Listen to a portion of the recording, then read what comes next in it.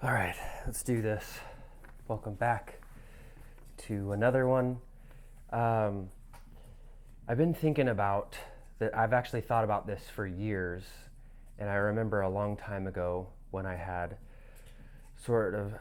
my spiritual awakening. Uh, um, there was this huge thing of like, I have accomplished this, and like, now what do I do? You don't really accomplish, but you feel like you reached a point, and it's like you feel like you have so much. It's like, what do I do now with all of this? And so I remember like going through and looking up and researching like, what do I do? What do people do after spiritual awakening? And this question has been asked and answered a lot. And like, a lot of times the answer is, people will say like, oh, like you do nothing.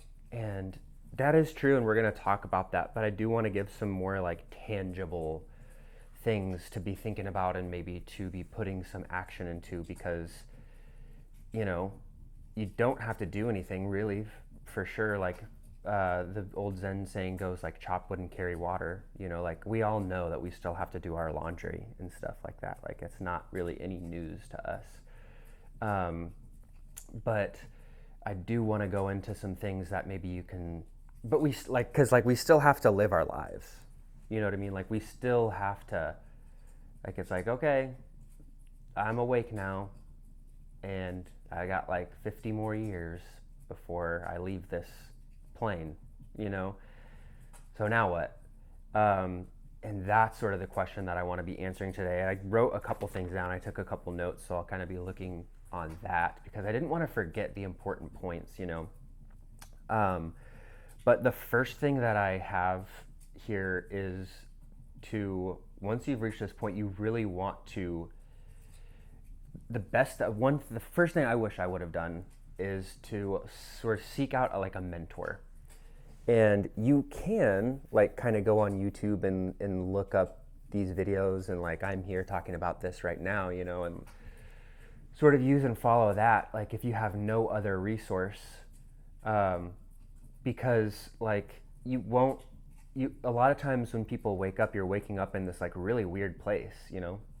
It's like, imagine like you're sleeping and then you wake up, and you're waking up on like a deserted island. You're like, wow, like, there's no resources here. Like, wow, where am I? And that's kind of the story of humanity in a sense. But like, you know that's how awakening will feel sometimes. It's like, oh man, I'm like in a space or a place where I can't really reach out to and talk to anybody about this, because all the people that I trust, not to say that they're asleep or unconscious or anything like this, but like, they are not in that space, and they have no experience there, and they maybe they're just not really, maybe they wouldn't be too sure, or there where you were at, and you have kind of sort of moved beyond that, and you just kind of feel like, well, I'm a little, I feel a bit alone now. It's like stepping out ahead, in a sense. But seeking a mentor can really help. So a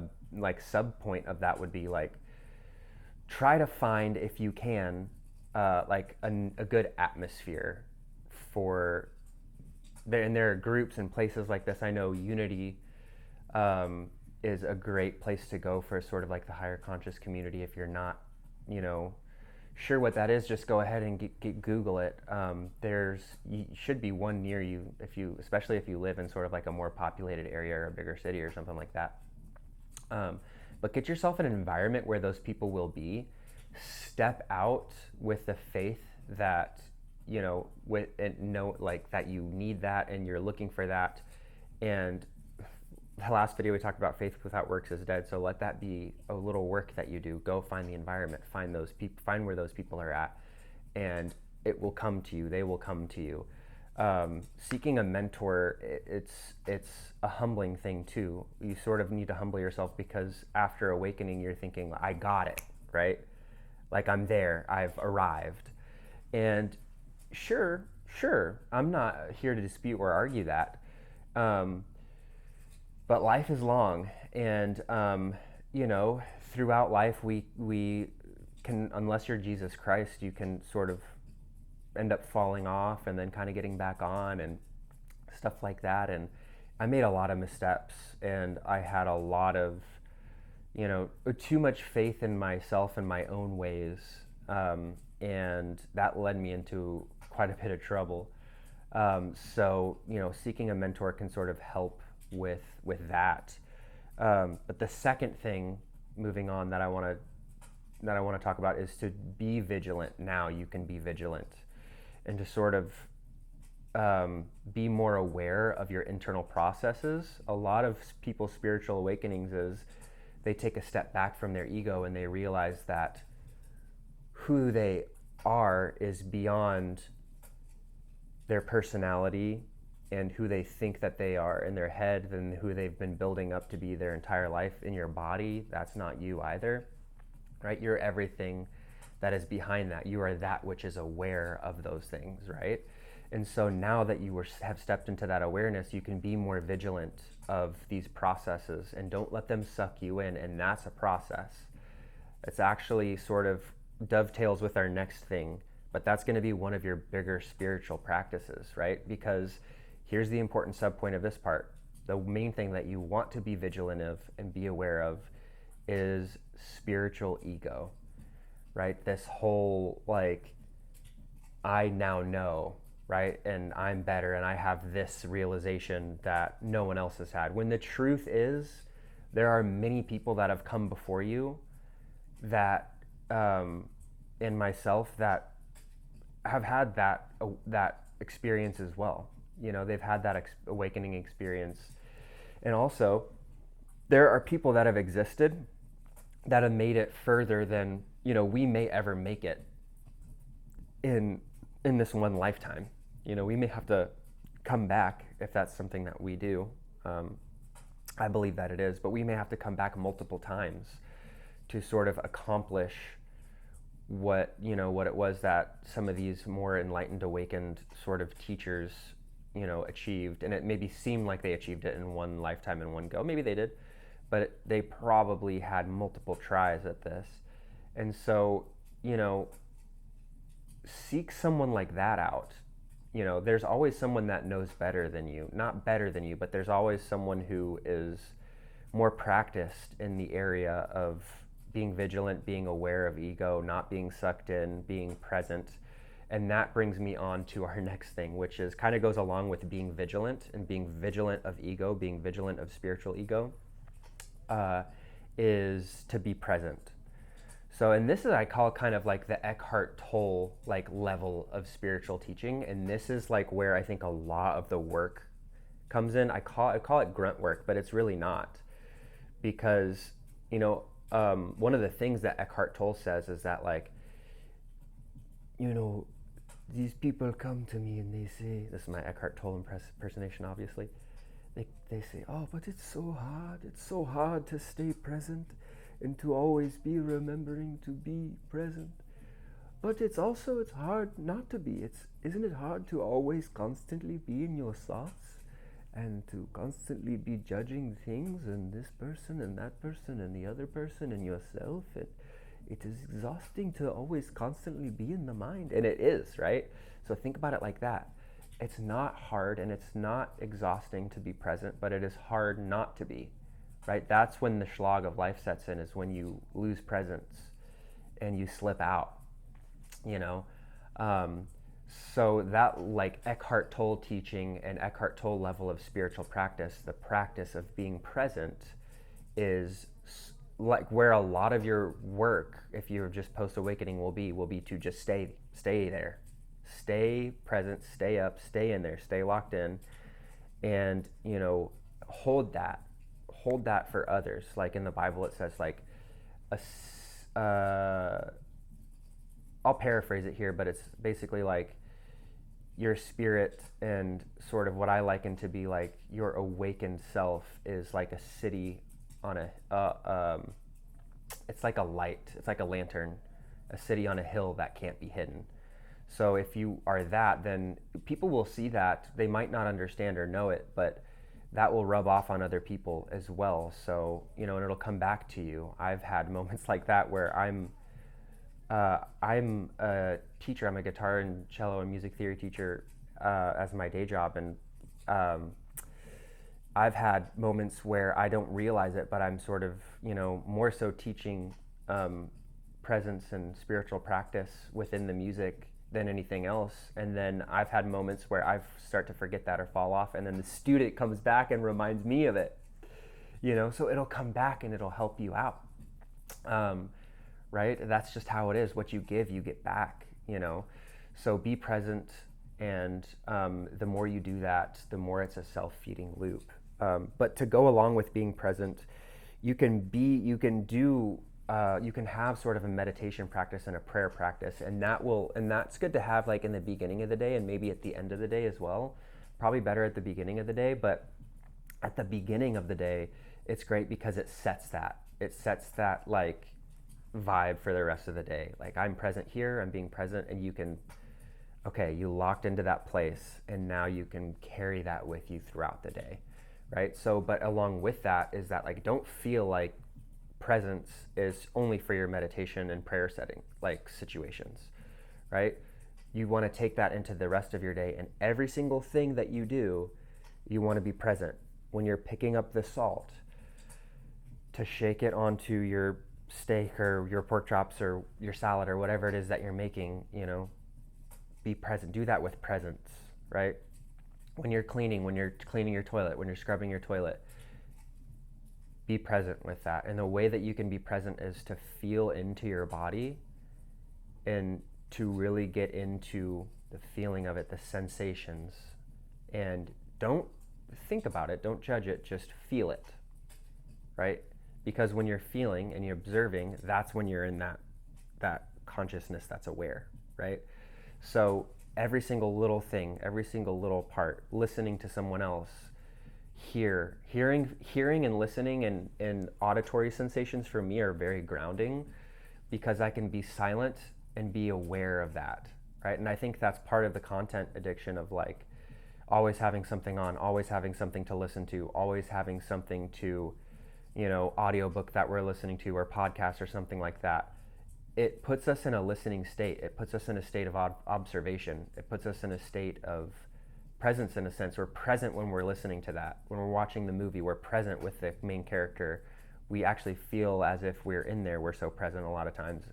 And this is why that stuff can be addicting. But know this, when we do that and we get addicted to sort of content, podcast, movies, YouTube videos, all this stuff, we're not necessarily, we are searching for something, but it's not the content in itself that we're searching for. What we're searching for is the presence and the connection to God and the universe and your truer higher self.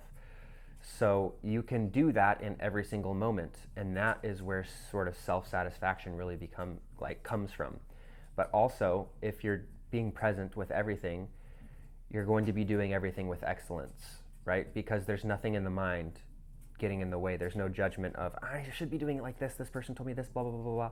No, you are in there, you're locked in, you're doing this with presence, and doing anything and everything with presence is how you're going to do it with excellence.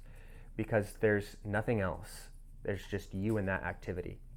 And do that enough times, a repetition, just see how you grow, right? See how you grow. And this is how musicians get really good, is they're not, the good musicians, I think,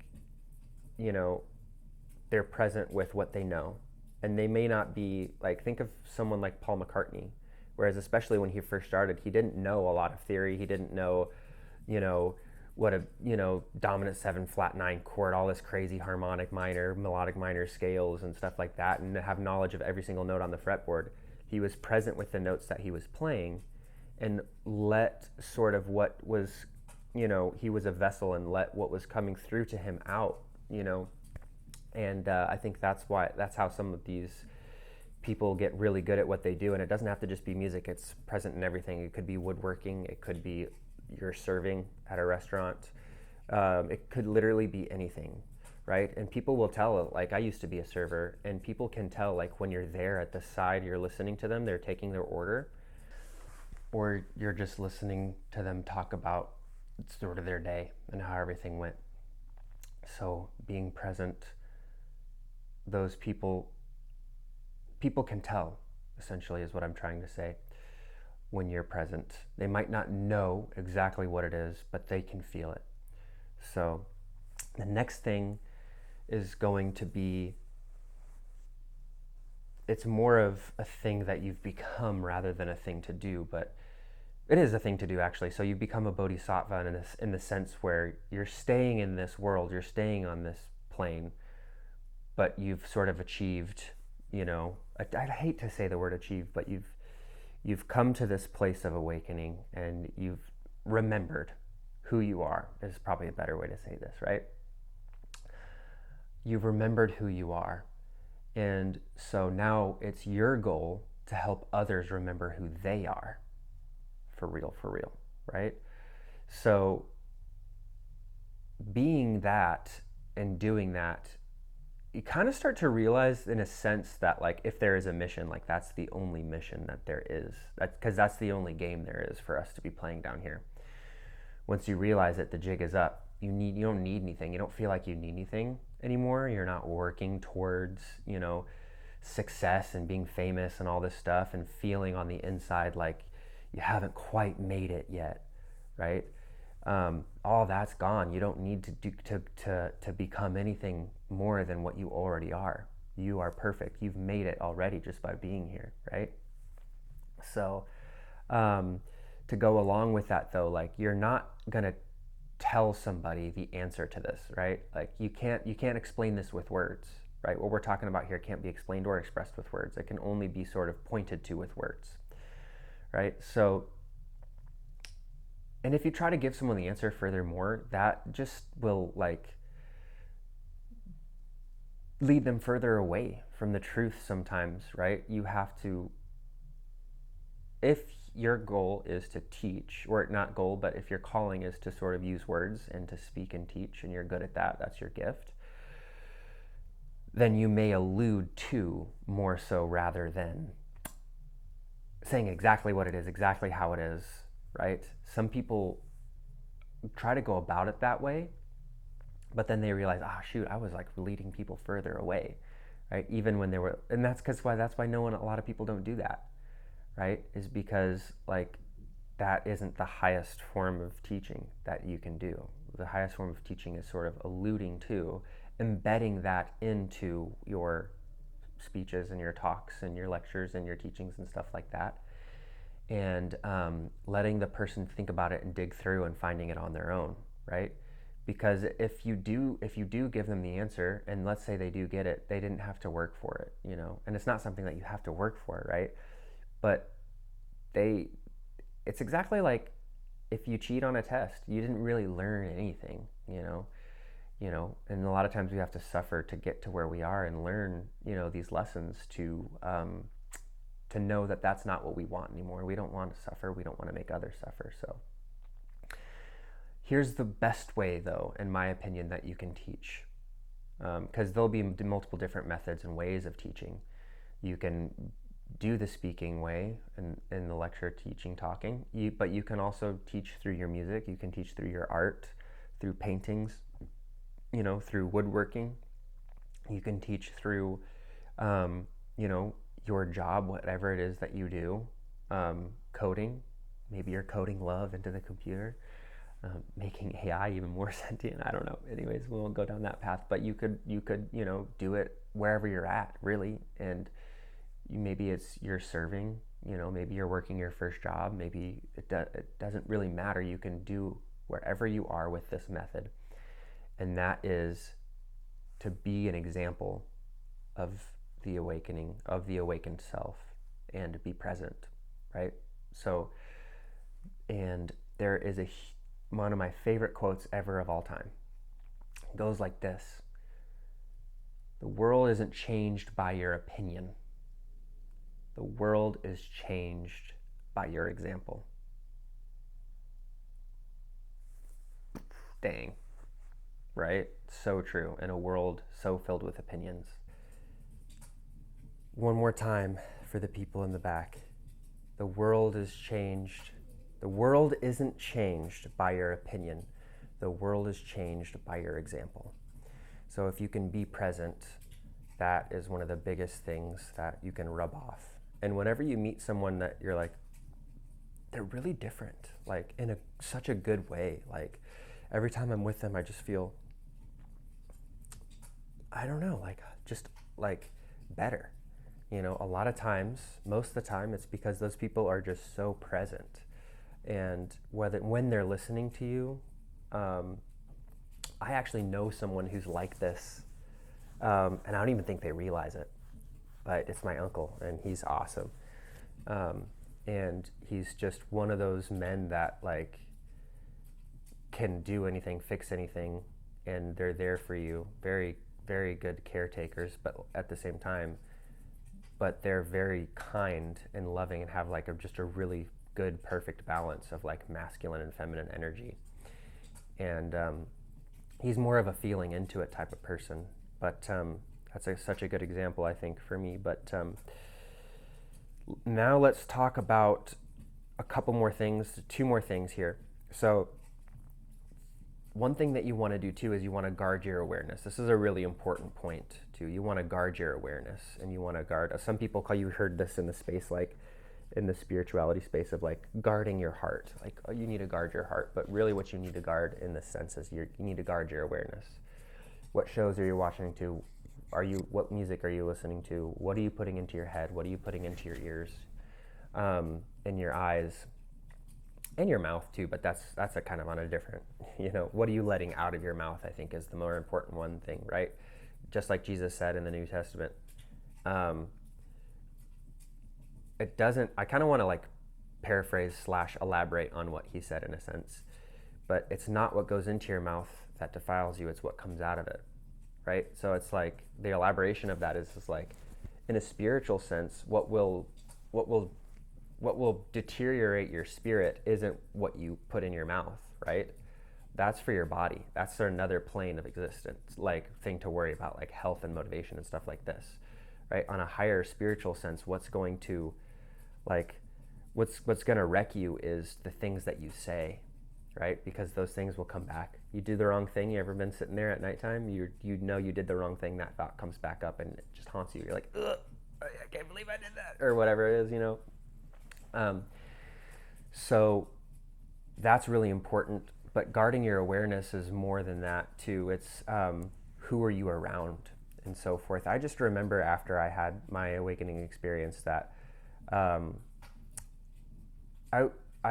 was watching the show Dexter, and I just remember thinking to myself, I watched a couple seasons of that, and I was like, this isn't something that I need to be watching. I shouldn't be watching this. This is putting just weird thoughts into my head and just like, into my eyes and stuff like that. And for everybody it's different, I think, but there are some things that are universally like, just stay away from that. And you'll know, right? Because another reason that you want to guard your, spirit and your awareness is because like you are essentially a newborn baby, right? Sort of what Christ was talking about, your awakening was like being born again, right? So you're essentially like a newborn baby here, right? Where, think about an infant. When they're born, they need a protection, right? And they need people to do things for them. They need people to show them things, right? And that is exactly how you want to treat yourself. Now you're an adult with a fully functioning frontal lobe, I'm thinking at least. And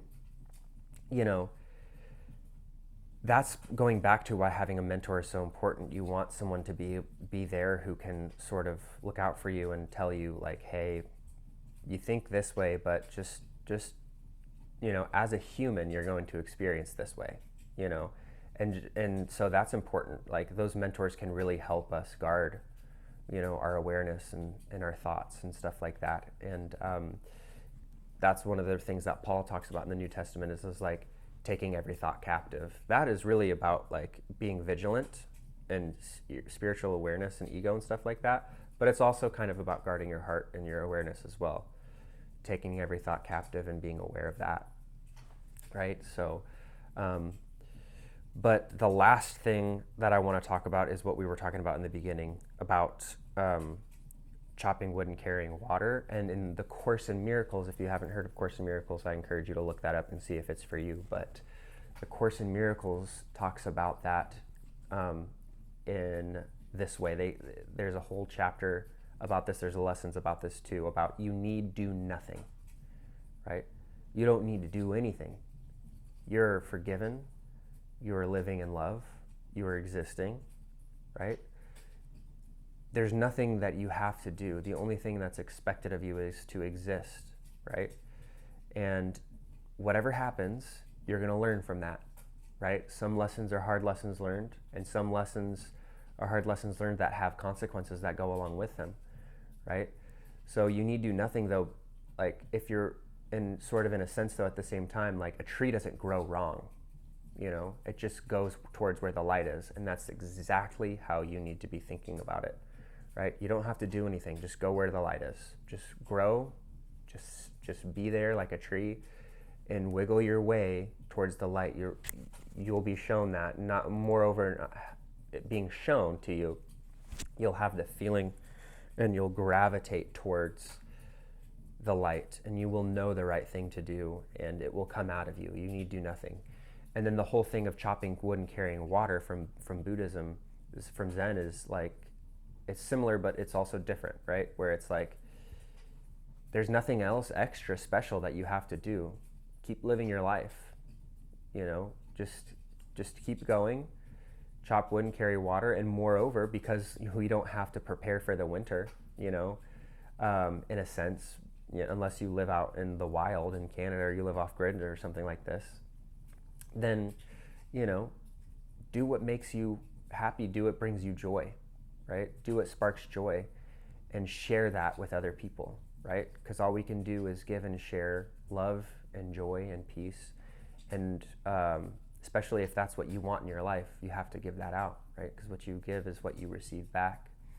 So what you reap is what you sow, right? So enjoy it. Enjoy the ride, you know, learn your lessons. And I guarantee you'll have some to teach. And I think you already do, right? When you have your awakening experience, you have so much that you want to do and teach and say, but you may want to hold off on that for a little bit. You may not. Talk to your mentor that you got and see what they think about it.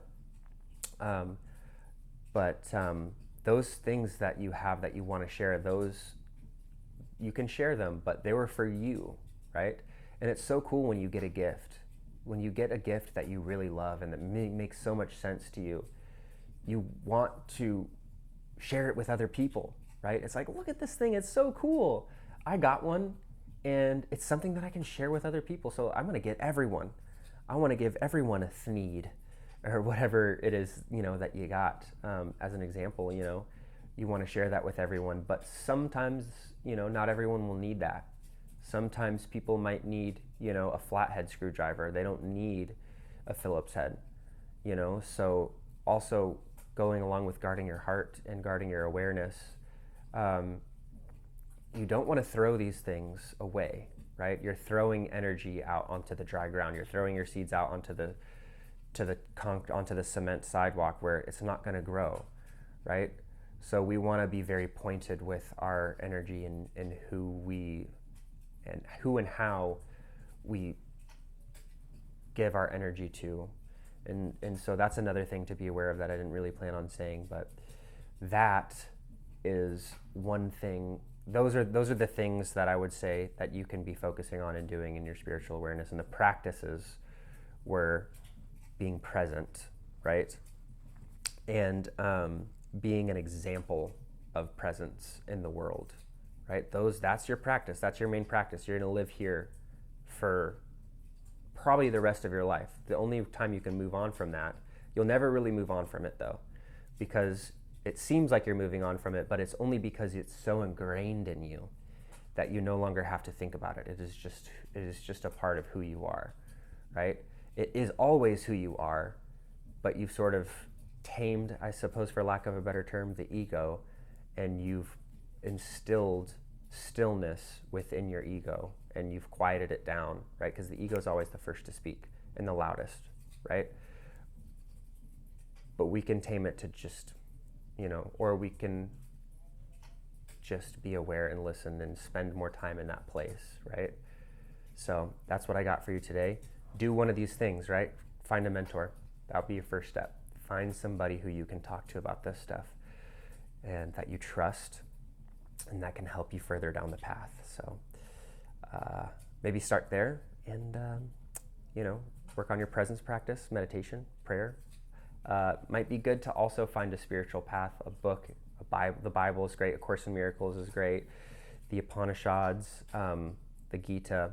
Find something like this that you can sort of get insight from and make a practice of prayer and meditation and stick with that.